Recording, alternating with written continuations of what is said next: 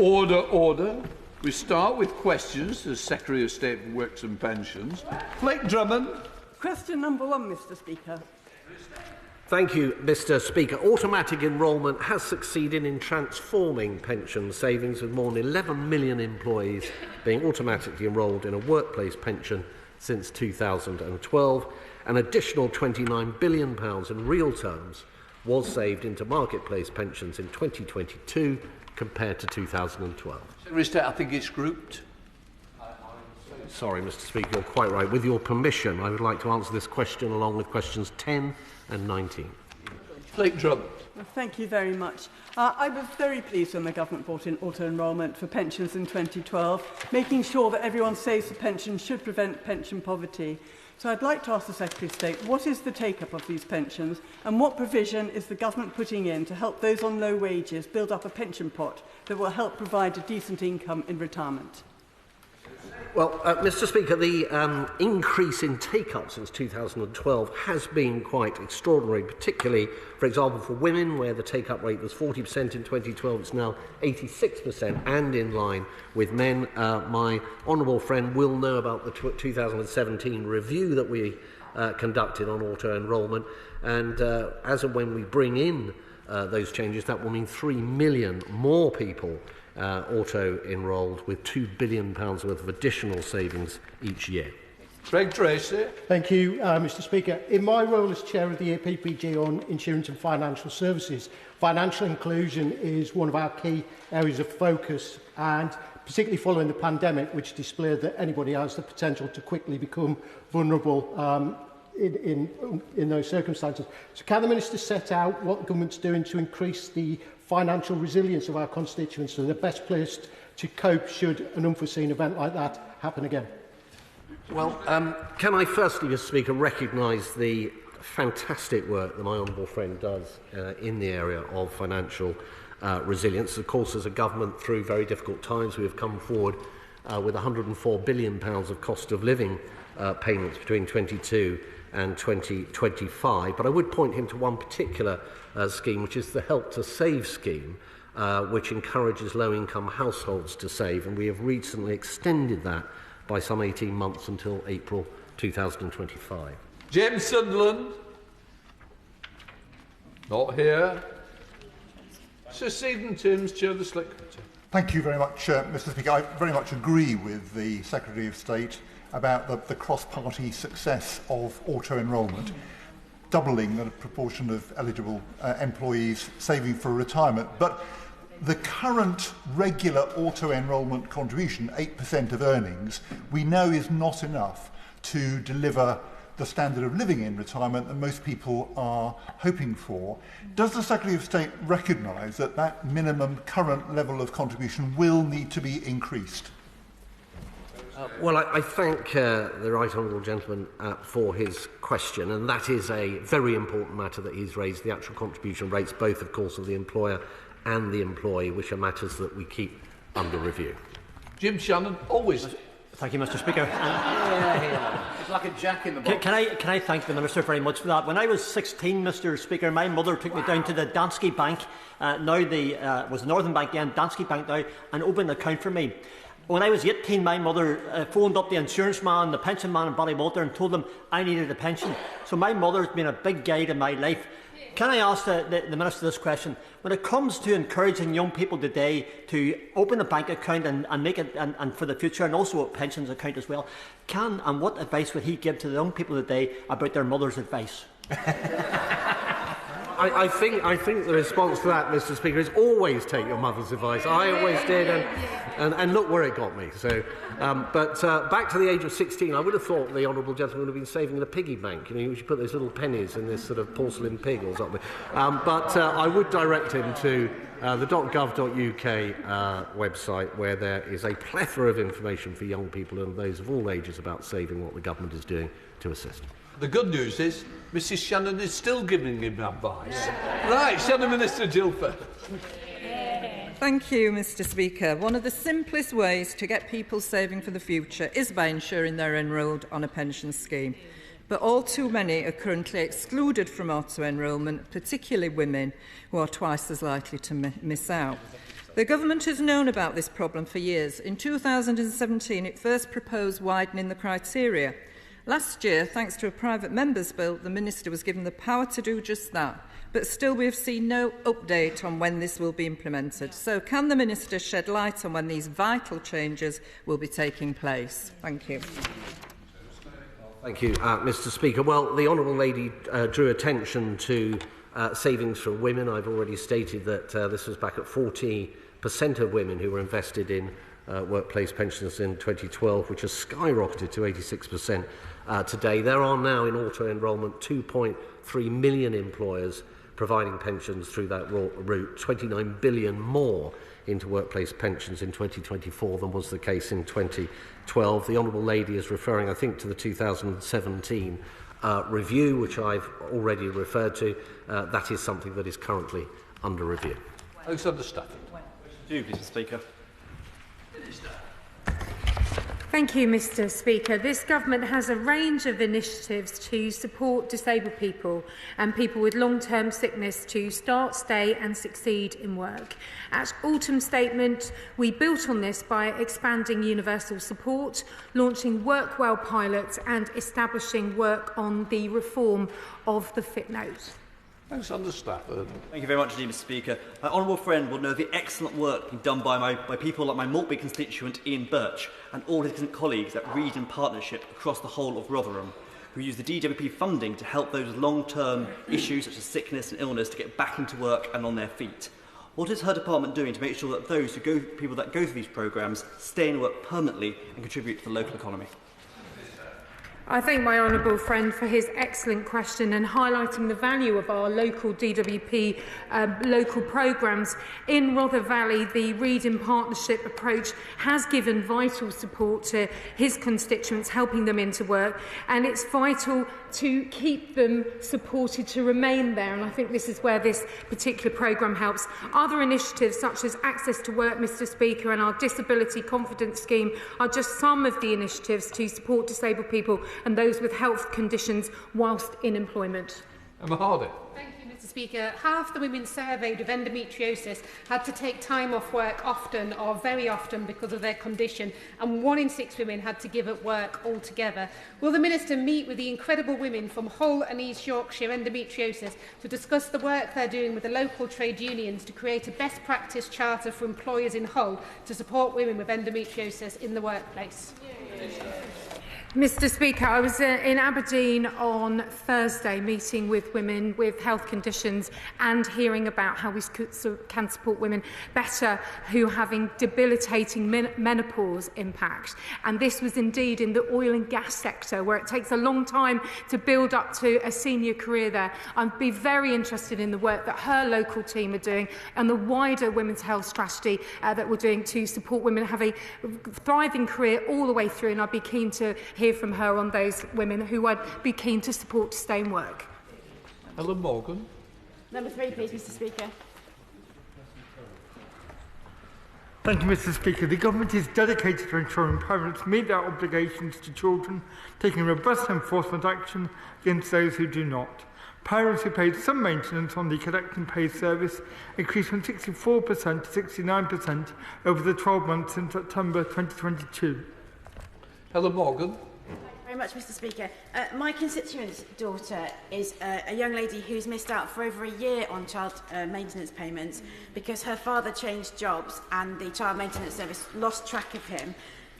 My team have been involved, and despite lots of faffing, she still hasn't received a payment. She's around one of half children in separated families who are not receiving the benefit payment, the maintenance payments they deserve. So could the Minister explain what his department is doing to ensure that the employers of these missing parents are properly chased up? Thank you for that. Where parents have certain categories of taxable income not being captured by the standard child maintenance calculation, they can make a request to CMS to have the calculation varied. We've consulted on proposals to include more types of taxable income held by HMRC in the standard maintenance calculation. Dr. Tracey Coffey. Thank you, Mr. Speaker. The department has a number of ways in which to try and get parents, paying parents to actually cough up. And we must remember this is cash for the children. Now, in July 22, the government consulted on child maintenance, improving our enforcement powers through the commencement of curfew orders, and we still have not yet had a response to that consultation. I'd be grateful to hear from the government when they plan to do so, and remind them other powers that are in place, depriving people of the ability to drive, depriving people a passport. This is one simple thing where people have the money, won't cough up the cash, and I think curfew orders, we need to get on with it. She's quite right. The government have consulted on the potential use of curfews. They are complex and interact with numerous government services. Several enforcement initiatives aimed at improving compliance are currently in train. We need to get those in place and assess their effects before we can best see how curfews might fit with them. I note the Honourable Lady's enthusiasm for curfews, and I might well put her in touch with the Minister for the Lords, whose policy brief this is. He can update her on our latest thinking. Peter Grant. Question 4, please, Mr Speaker. Thank you, Mr Speaker. Welfare is there to help those who need assistance, including many of the most vulnerable, which is why we increased most benefits by 6.7% for 24-25, and that was on top of an increase of 10.1%, including the benefit cap in 23-24. Peter Brown. Thank you, Mr Speaker. That's all very well, but the rate of inflation for low-paid families is significantly higher than the headline rate of inflation and has been for some time. That means that those families who were struggling badly last year are struggling even worse this year. Citizens' Advice have shown that families who are on low income have got less disposable income this year than they had last year. Does the Minister accept that it's now time to introduce an essentials guarantee so that nobody on universal credit or other income-based benefit can ever be allowed to fall below the level where they can afford the basic essentials of life? Well, Mr Speaker, we do keep all benefits under review, as the honourable gentleman will know, but I would point to various things that we have done to ensure that we look after those lower income families, including increasing the national living wage by around 10% in each of the last 2 years.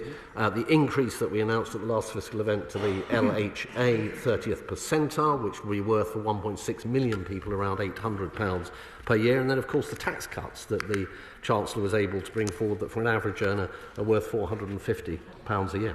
SNP spokesperson David Linden. Thank you very much, Mr Speaker. Rather than deal with the known policy failures that are within the benefit system, this government seems to be more focused on penalising people through, for example, the two-child cap. Last week, the Labour Party joined the Conservatives in prioritising lifting the cap on bankers' bonuses rather than the two-child cap on working women.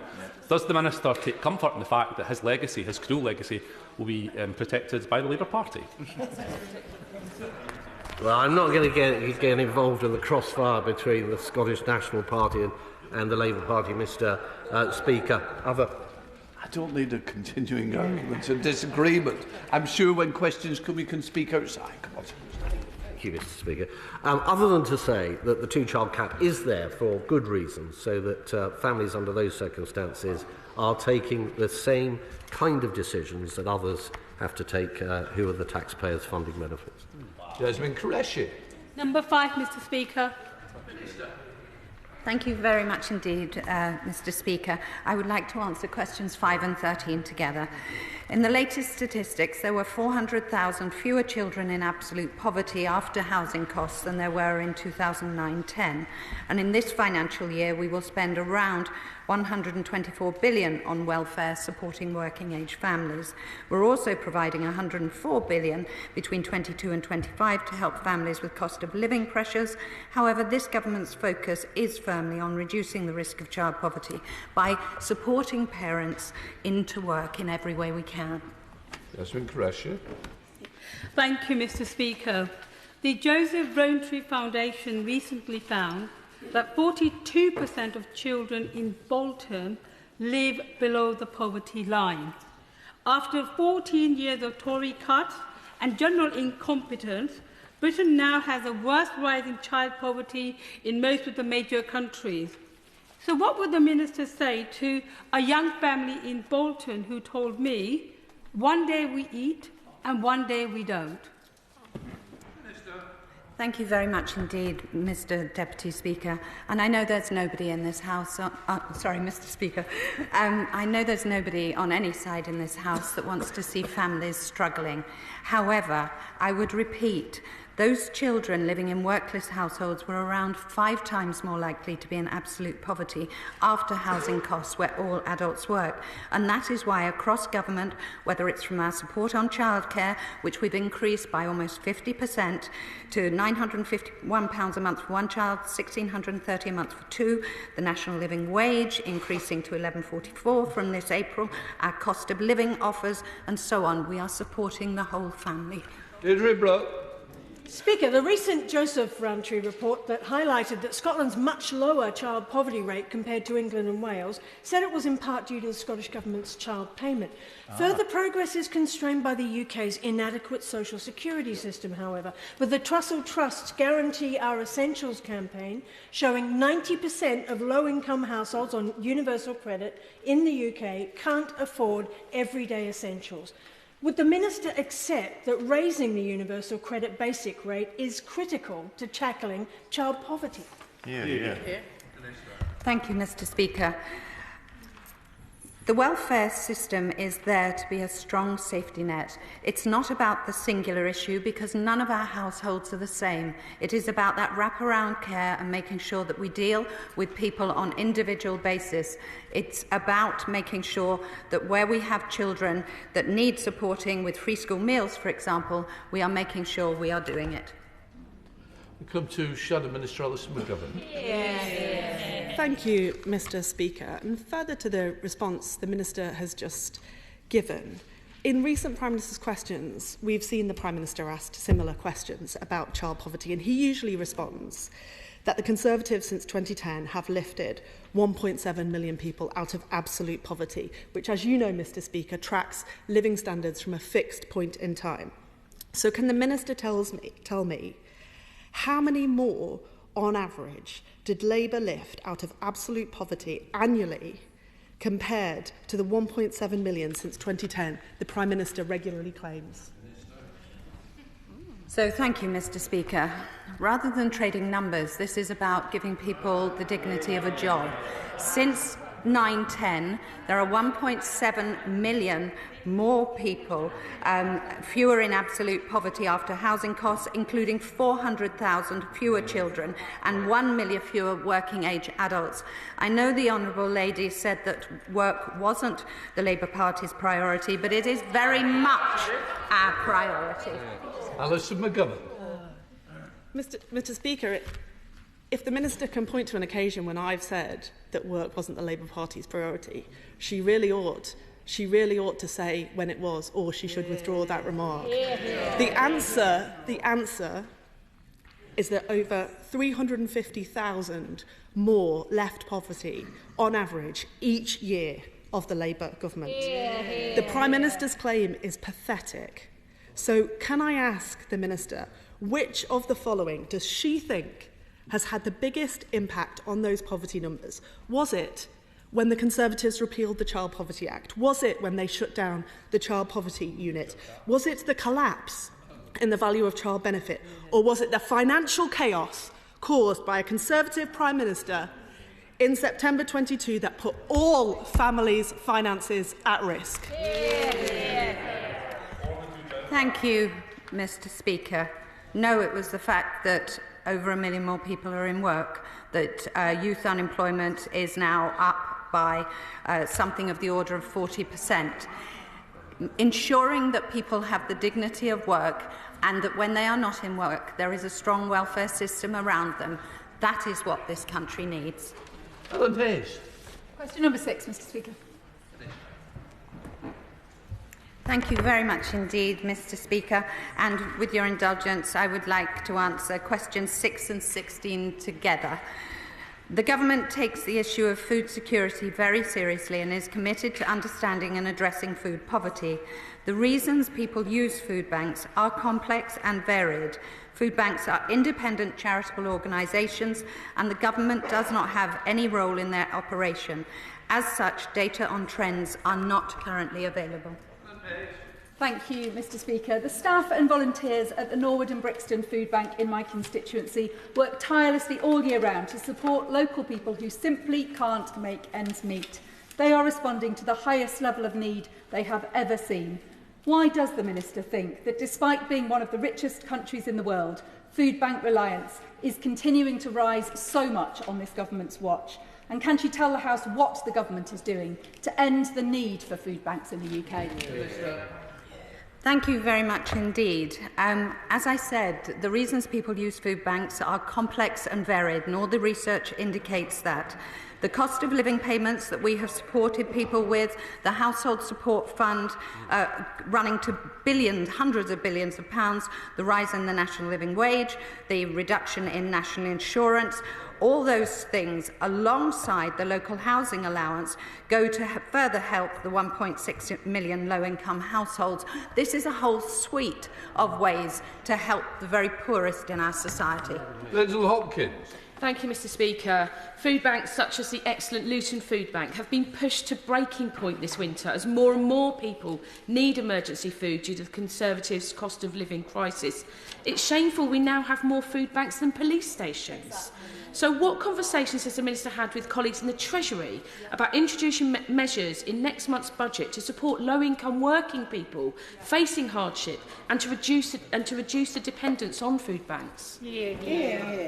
So I would point to the further cost of living payments that will be going out as of this week to those eligible households, and I would say we don't comment on future fiscal announcements. Sir Mark Hendrick. Number 7, Mr. Speaker. Mr. Speaker, this is a particular area of interest for me as a former carer and as a caring family ourselves. So it's important we do get the right balance. The flat weekly rate of carers' allowance has never been linked to the number of people being cared for. From April, the weekly rate will increase to £81.90. This is almost an extra £1,500 a year since 2010. Well, Sir Mark. Mr. Speaker, the hundreds of thousands of carers up and down this country are the unsung heroes of our society who do a fantastic job. Whether it's caring for elderly parents with dementia or sacrificing full-time work to care for a disabled child, carers play a critical role in easing the burden on health services. For most, that care is a 24/7 job and they cannot take full-time work because of it. When will the government realise that the 76 and now even the £81.90 is measly and doesn't touch the surface of what carers have to put up with and what carers have to pay for, particularly when many of the carers are caring for more than one person? I thank the honourable gentleman for his point. Now, I appreciate that because I too was in that situation of caring for two people. And the primary purpose, Mr. Speaker, of carers' allowance is to provide a measure of financial support and recognition for people who are unable to work full-time because of their caring responsibilities. And I know there are very strong views, and I'm looking forward to meeting Carers UK just after recess. I'm afraid I couldn't do it due to a funeral, but I'm keen to hear the varying views and how we can continue to support our carers who in every constituency and community do an amazing job. Jessica Moore. Mr. Speaker. And I'm back. Hello, Mr. Speaker. Understandably, sorry, forgive me if I get onto the right page. Here we go. This page, sorry. We have reduced clearance times from their peak of 79 days in 2021 to 36 days in October 2023 through improving processes and increasing decision-maker capacity. We will, Mr. Speaker, continue to improve efficiency whilst ensuring decision-making for effective decision-making for all reconsiderations. Jessica Moore. Thank you, Mr. Speaker. In July last year, a constituent was not able to correctly fill out their PIP review form, which led to their payments being stopped. And it took until last Thursday, 6 months on from the mandatory reconsideration going in, for this to be finally restored and payments restored. And because of the delay, my constituent fell into debt and became suicidal. So why aren't the government eliminating the delays that are letting down the most vulnerable constituents? Well, I'm very sorry to hear about the Honourable Lady's constituent, and our aim is always to make the right decision as early as possible in the claim journey. I'd be very keen to see the full details of this particular situation. In terms of decisions, it's important to see the context. 2.9 million initial decisions following an assessment have been made between June 2018 and July 2023. 5% have resulted in a completed tribunal hearing, with 3% overturned, but I would be very keen to see what's happened in the Honourable Lady's case. Shadow Minister Vicky Fox. Thank you, Mr Speaker. My honourable friend for Newport East has just highlighted that the department is in chaos and it's having a huge impact on claimants' lives.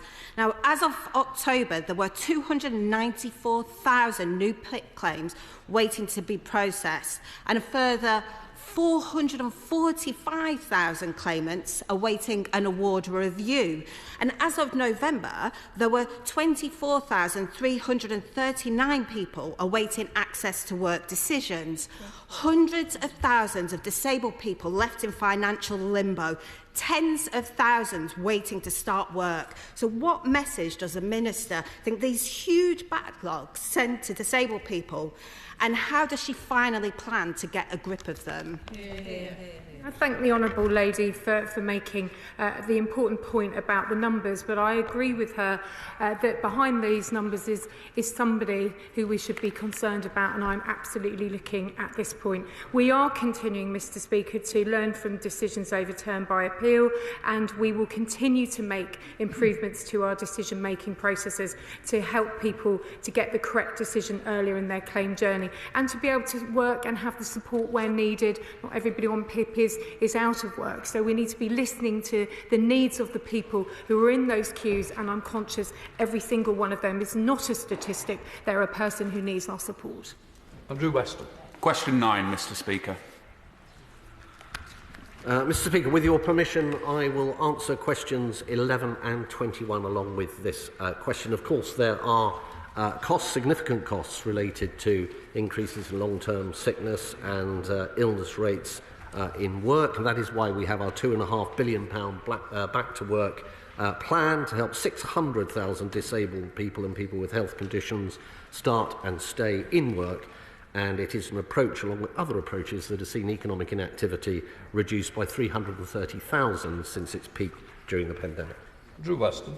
Thank you, Mr Speaker. NHS waiting lists are currently at 7.8 million, with over 177,000 people on waiting lists in my own NHS Trust area. When it is this difficult to access medical treatment, it is no surprise that we have a record 2.8 million people out of work due to ill health. So does the Minister accept that it is this government's failure on the NHS that is stymieing economic growth, denying people the dignity of work and costing taxpayers billions of pounds?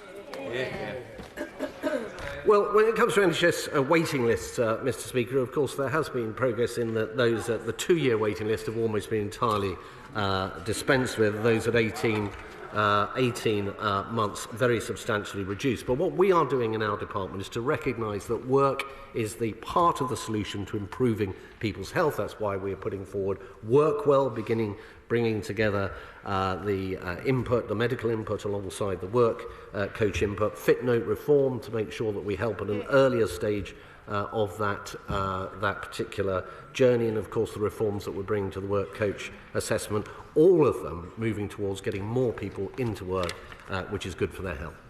Simon Fell. Thank you very much, Mr Speaker. There are an estimated 4,000 people in Barrow and Furniss who could be contributing to the labour market at the moment but aren't.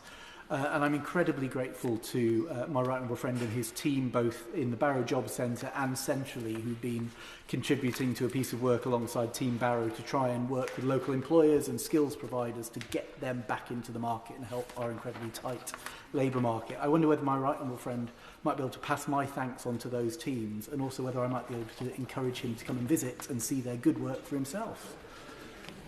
Well, Mr Speaker, I thank my honourable friend very much indeed for raising all the very good work that has gone on in his constituency. I believe that he opened a jobs fair only as recently as the 30th of January in his constituency, and he is a doughty campaigner and supporter of employment in his patch. He asks if I will visit his constituency. I would certainly like to consider that, but also perhaps suggest that my honourable friend, the Employment Minister, might also come, because before I got up, she said she was particularly keen to do so.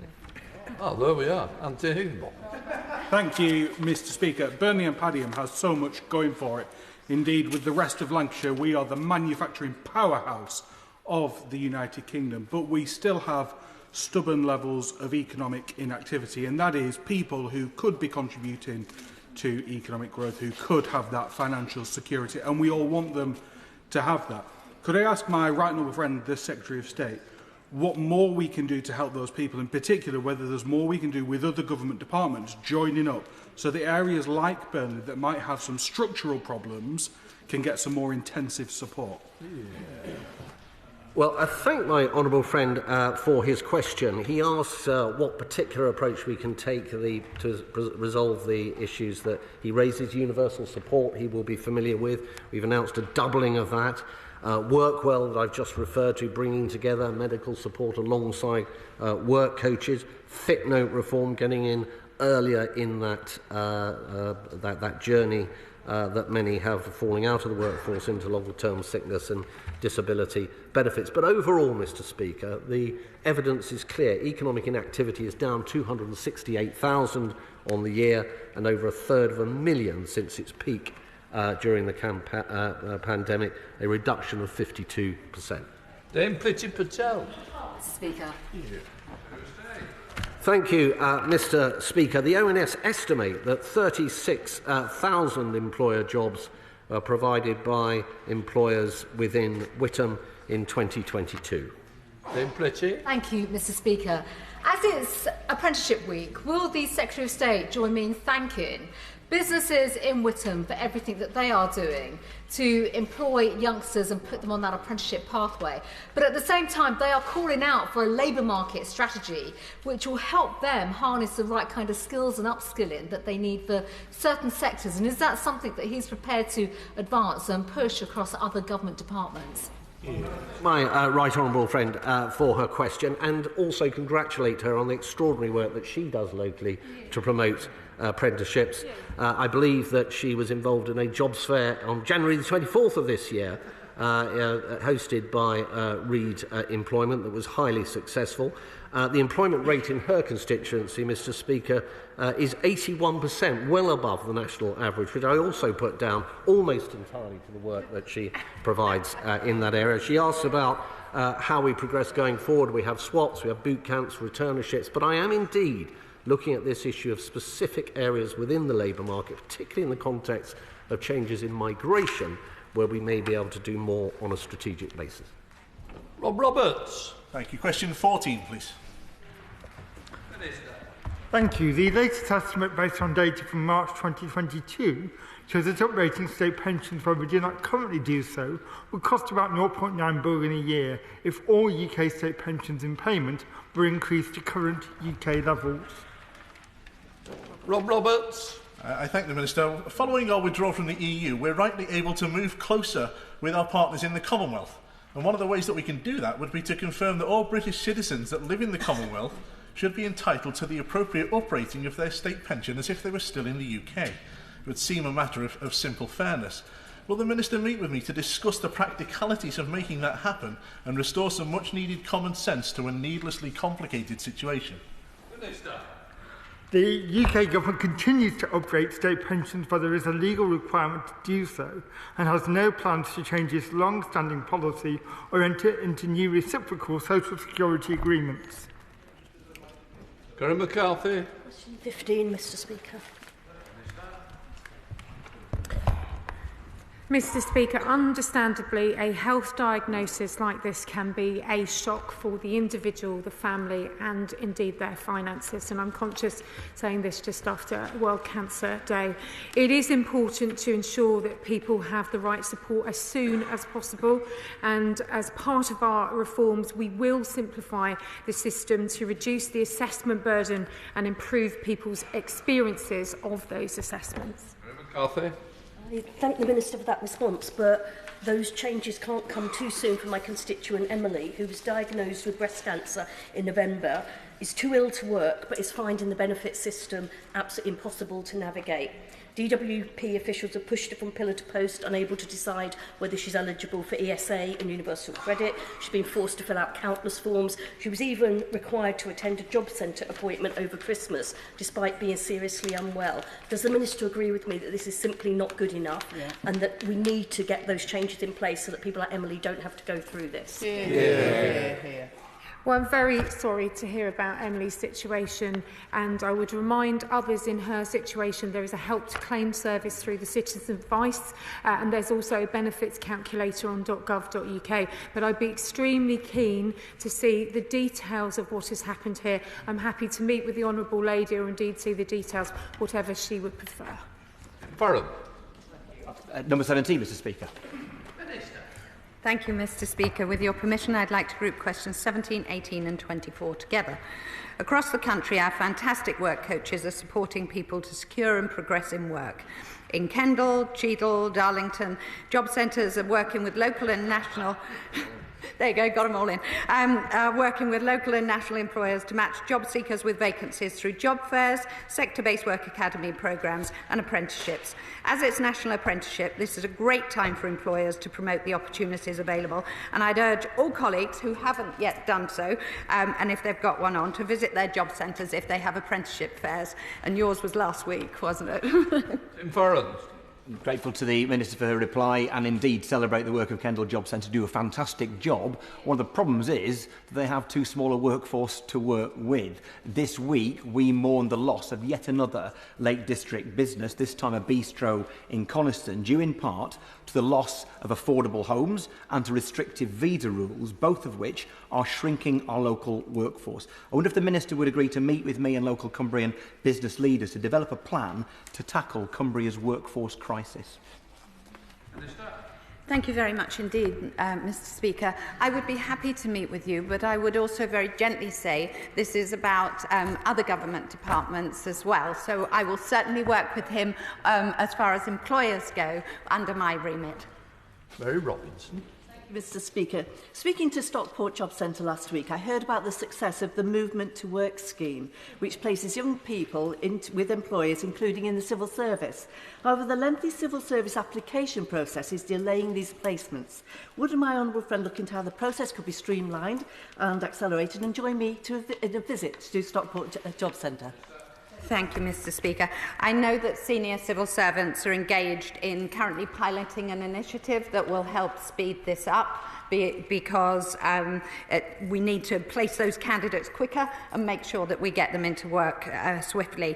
And of course, I would love to visit Stockport and add to the growing list of job centres that I've visited and that I'm going to. Peter Gibson.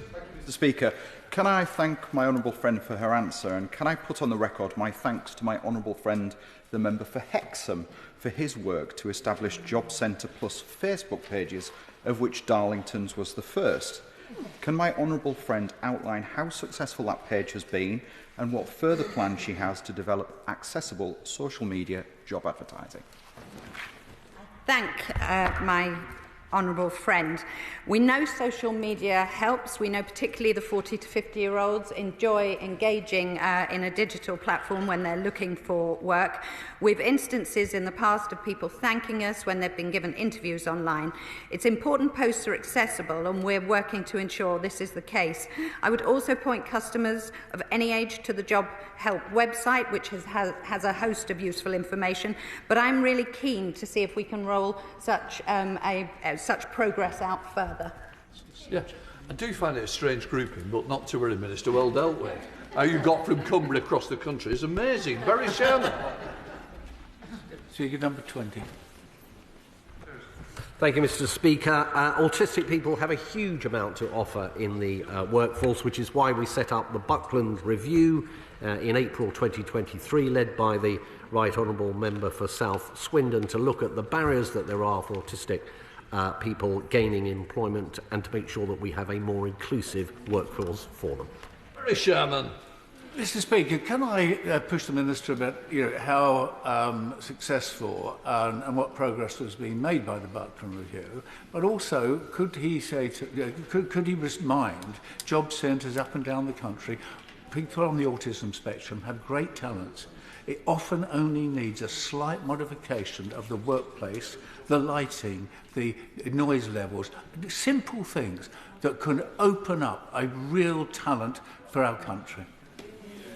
Well, the honourable gentleman is entirely right. There are small changes that can often make a very big difference, not just for autistic people, but for the businesses that then they go on to serve and work within. He will have to be just a little bit more patient for the report coming out of the Buckland Review. It will not be that long, and I would also point him, of course, to access to work and disability confident, which are both approaches to do exactly that which he's suggesting. Jonathan Gullis. 22, Mr. Speaker. Thank you, Mr. Speaker. The Department has not made an assessment specifically for the Stoke-on-Trent North constituency, but I would refer my honourable friend to the evidence I presented at the Work and Pensions Select Committee last week, and I look forward to meeting with him this week to discuss that in more detail. Jonathan Gullis. Thank you, Mr. Speaker. I'm very grateful to my honourable friend for her answer. I'm proud to be joining a campaign with both my right honourable friend, the member for Whittam, and my other honourable friend, the member for Glasgow East, in looking for a reform to statutory sick pay, a campaign led by the Centre for Progressive Change, which has actually been referenced in today's Times Health Commission report. So, can I ask the Department for Work and Pensions, Mr. Speaker, will they be joining us in lobbying Treasury ahead of the spring budget to make these important changes so we can have a healthier workforce that will contribute more to our economy and, more importantly, make sure that work pays fairly? So, thank you, Mr. Speaker. As I say, I would refer my honourable friend to the answers I gave in front of the Work and Pensions Select Committee. It is actually considerably more complex than he just made out, but it's nice to see all this cross-party collaboration going on, nevertheless. Come to topical, Helen Hayes. Topical number 1, Mr. Speaker. Thank you, Mr. Speaker. We have been busy as a department supporting the most vulnerable with cost of living payments. Tomorrow, Mr. Speaker, the third instalment of the £900 cost of living payment to 8 million low-income households will start to reach people's bank accounts. We have also on the verge of publishing our Disability Action Plan. On economic inactivity, Mr. Speaker, we have seen that decrease by 330,000 since its peak in the pandemic. If I may say, Mr. Speaker, I have made it a priority for my department to engage across Parliament. As Secretary of State, I've appeared before the Select Committee in December. The Minister for Pensions appeared before the Select Committee on January the 10th, the Minister for Employment on January the 31st, and I believe the Minister for Disabled People and Viscount Younger, our Laws Minister, will appear before the committee next month, and there will be a statement on the Disability Action Plan before this House imminently this afternoon. Thank you, Mr. Speaker. Both Lambeth and Southwark councils have worked hard over the past few years to deliver targeted cost of living support through the Household Support Fund. Many local people are continuing to face serious hardship as a consequence of the political decisions of this government, but local authorities do not know what, if any, funding they will receive after the 31st of March. When does the Secretary of State expect to confirm the future of the Household Support Fund so that local authorities can plan ahead? Well, I'm pleased that the Honourable Lady recognises the importance and value of the various interventions that we've come forward with, HSF being one of them. There were 10 million payments, I think, made through the fund since its inception, £1 billion put into that fund in the last year. She will know, of course, that the question she asks is a matter for the Chancellor and quite possibly, but I really don't know, a subject of a potential future fiscal event, but there is no news on that at this stage. Thank you, Mr. Speaker. Anglesey has an active autism parents group and brilliant coaches like Ryan Gibbs with his Fighting for Autism class, who work hard to support autistic children and each other. For parents like Shelley Rankin-Jones and young autistic people like Becca Pearce, can the Minister update the House on the Buckland Review of Autism Employment? Thank you.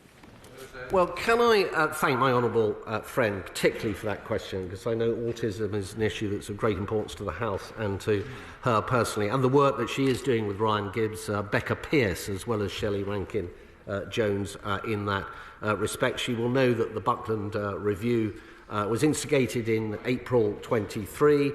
It will conclude relatively shortly, and we will then have a report that will be published online, and I very much look forward to visiting her in her constituency for her Disability Jobs Fair in Holyhead at the end of this week. We now come to Secretary of State Liz Campbell. Thank you, Mr. Speaker. Now, this morning, the ONS published its long-awaited updated figures from the Labour Market Survey. Can the Secretary of State now confirm that our employment rate is even lower than previously thought, and there are at least 200,000 more people out of work due to long-term sickness? Now, we thought the cost of health-related inactivity was an additional £15 billion a year since the pandemic, but can the Secretary of State now tell the House, based on these new figures, how much more is his government's failure costing taxpayers every single year? I'm going to mention to the front benches, this is Topicals. Topicals is meant to be short and punchy. If the choice is to do the questions here, please stick to the rules. Do we understand each other? Sorry, Minister. Do we understand they've got to be short and punchy for the front bench? Secretary of State. Thank you, Mr. Speaker. The Right Honourable Lady refers to the ONS latest weighted numbers that have just been released, which show that unemployment as a percentage is lower than was originally mentioned or forecast. She can't get away from the fact there are 330 fewer people in economic inactivity since the peak. And, of course, our WCA reforms, the OBR has scored as 371,000 fewer people on long-term sickness benefits than would otherwise have been the case. Liz Kendall. The former Health Minister, Lord Bethell, says he's gobsmacked by these figures and the economic hit will be hard. The Minister would do well to listen to his words. Yesterday, the Education Secretary said the government can't guarantee their promises on childcare, which parents need to work. Today, the Prime Minister admitted he's failed on NHS waiting lists, which the long-term sick need to get back to work. Why doesn't the Secretary of State do the decent thing, admit he's failed too, and adopt Labour's plan to cut waits, roll out breakfast clubs, overhaul job centres and get Britain working again? Well, we are getting Britain working, Mr. Speaker. I have to say, unlike the party opposite, for whom in their last administration saw unemployment increase, youth unemployment up by 40%, 25% more women unemployed, and also 1 million people or thereabouts stuck on long-term benefits for almost a decade. That was a disgrace.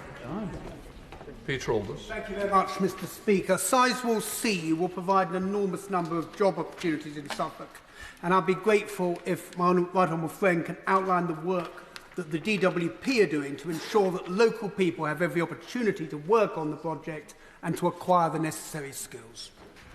I thank my honourable friend for that question. I, like him, are really excited about the jobs and opportunities at Sizewell. Local job centres have been engaged with Sizewell C. I understand a local partnership manager will be designated to promoting opportunities. Actually finding those 1,500 apprenticeships, thousands of jobs, investing in local skills is something that we will do through sector-based work programmes and the like. SNP spokesperson David Linden. Thank you, Mr. Speaker. Last month, the pension provider Royal London produced a report that showed that women lose on average £92,000 as a result of juggling part-time work and childcare. What's the government going to do about that? Minister.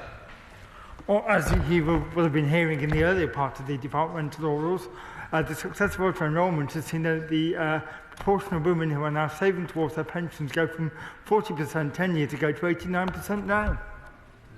Dr James Davies. Thank you, Mr. Speaker. Often people with disabilities take on voluntary roles as there can be societal barriers to gaining employment. My constituent Philippa has a son with Down syndrome who volunteers providing much valued music workshops for local children. How can the Minister ensure that the worth of people with disabilities is properly recognised in the workplace?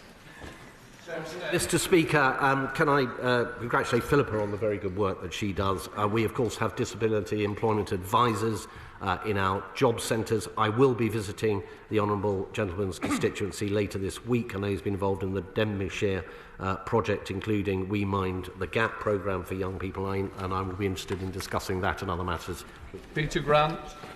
Thank you, Mr Speaker. Five Gingerbread, who are based in my constituency, contacted me recently to point out that the Child Support Collection Domestic Abuse Act 2023, that was unanimously agreed by this House and got its royal assent in the end of June last year, most of its provisions have still not been brought into force. That means that far too many vulnerable people who want to claim from the child maintenance system find that it is being used by abusive ex-partners to control their behaviour. Why is it taking so long to get this Act put into place?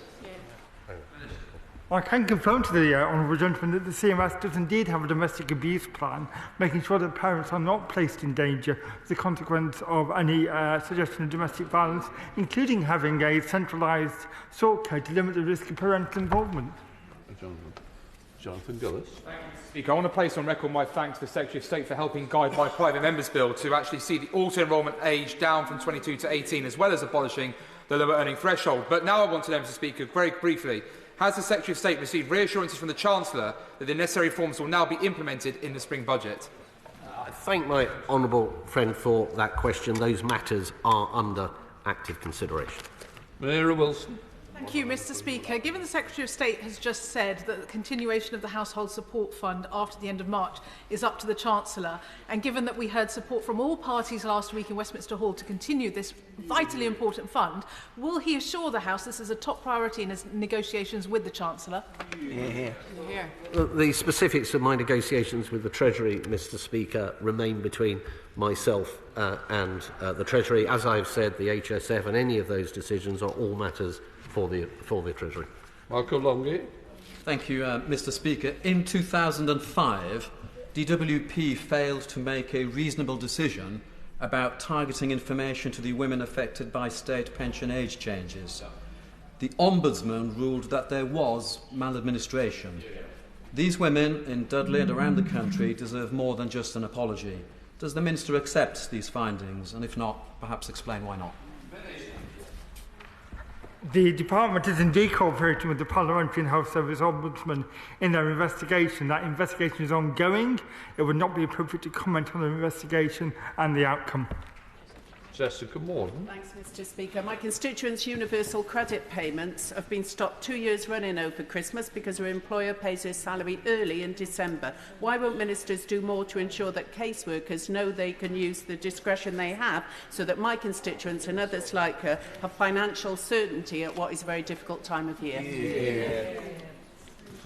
So because of the way UC works, as she said, work coaches can use their flexibility, but these things actually arrive at the appropriate point when a UC payment is short 1 month, it is then sorted the next. Wendy Chamberlain. Thank you, Mr Speaker. The Secretary of State in his opening remarks mentioned the cost of living payments assessment period, but people on 4 weekly pay schedules miss out on this support because they're falling foul of the assessment period rules for universal credit. What assessment has the Government made of the number of people missing out, and what remedy do they have?